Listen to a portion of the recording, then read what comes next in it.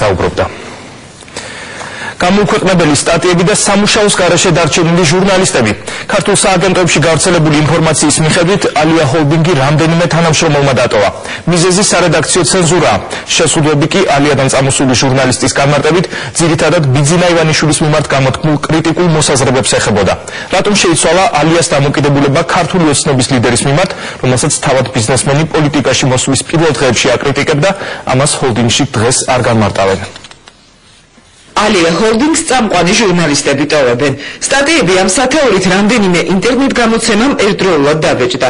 წერილში ნათქვამია, რომ ალიას სამმა ჟურნალისტმა ცენზურის გამო დატოვა. ალია ჰოლდინგის ჟურნალისტი ეკა სეხნიაშვილი ერთადერთია, რომელიც სატელევიზიო ინტერვიუს დათანხმდა და სამსახურიდან წასვლის მიზეზებზე ღიად ისაუბრა. ჟურნალისტმა ის სტატიაც დაასახელა, რომელიც მისი რედაქტორის გადაწყვეტილებით გამოცემიდან ამოიღეს. ბოლო სტატია ბიძინა ივანიშვილისა და მისი გარემოცვის, მისი ოჯახის წევრების, მისი კონკრეტულად მისი ძმის მისამართით გამოთქმულ ბრალდებებს ეხებოდა, რომელიც არ გავიდა გაზეთში. რა ბრალდებები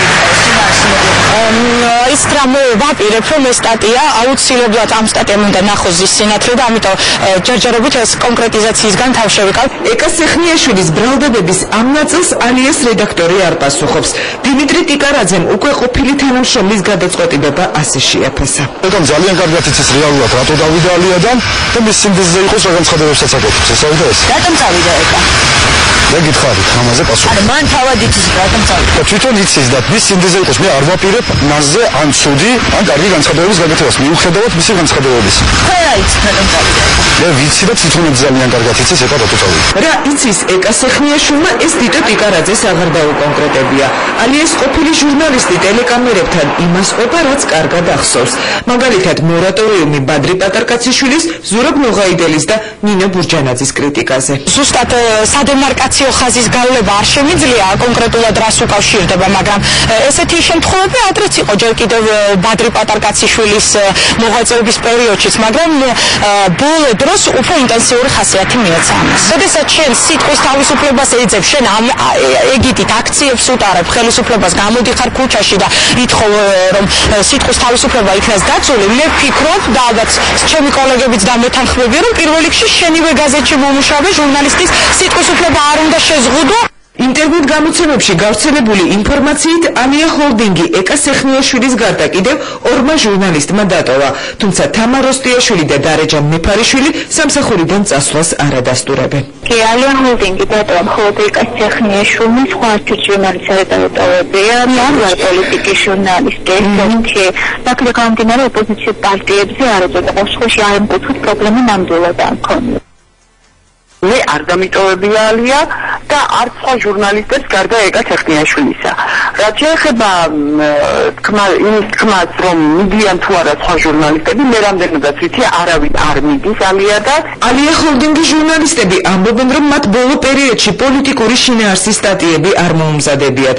ამიტომ ვერ იხსენებენ შემთხვევას, როცა რედაქტორმა მათი მომზადებული მასალა დაბლოკა.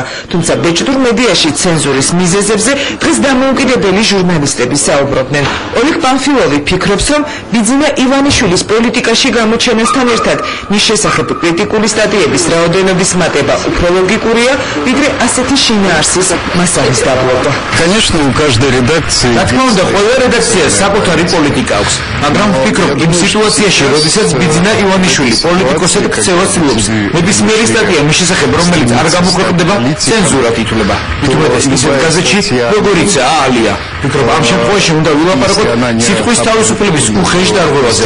ამ ფაქტს აქვს სრული უფლება მოხდეს იმ დასკვნებში, სადაც სიტყვის თავისუფლებაზეა საუბარი. თავდასხმა ჟურნალისტებზე ბიძინა ივანიშვილმა პოლიტიკაში მოსვლისთანავე დაიწყო. ოლიგარქმა თავის პირველივე წერილში მედიას მის შესახებ გამოთქმული უარყოფითი შეფასებების გამო უსაყვედურა. ალიაში დაბეჭდილმა სტატიებმა კი ისე გააღიზიანა, რომ გაზეთიდან ამონარიდების საგანგებო ბროშურებად დაბეჭდა და პირველ პრესკონფერენციაზეც დაარიგა. გაუცდით ცოტა არ იყო და ეს იყო ჩვენთვის სიურპრიზი ბატონო ბიძინა, ნუ თუ ღირდა მაბატიეთა ამ მაკულატურის დარიგება დღეს ამ დარბაზში, რომელიც 2008 წლის აგვისტოში არის დაბეჭდილი და რომელიც ბატონო ბიძინა თუ არ ვწდები თქვენს მიერ ვანო მერაბიშვილის აგენტად შერაცხილმა გოგა ჭდილელმა დაბეჭდა. ამის შემდეგ ივანიშვილმა ჟურნალისტებს დაფინანსება შესთავაზა.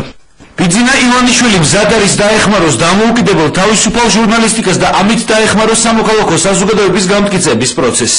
ეკა სეხნიაშვილის სკანდალური სტატიის დაბეჭდას უახლოეს დღეებში სხვა მედია საშუალებებში გეგმავს. ყოფილი თანამშრომლის სამსახურიდან წასვლის მიზეზების განმარტებას საკუთარი გაზეთის ფურცლებიდან ალია ჰოლდინგიც აპირებს.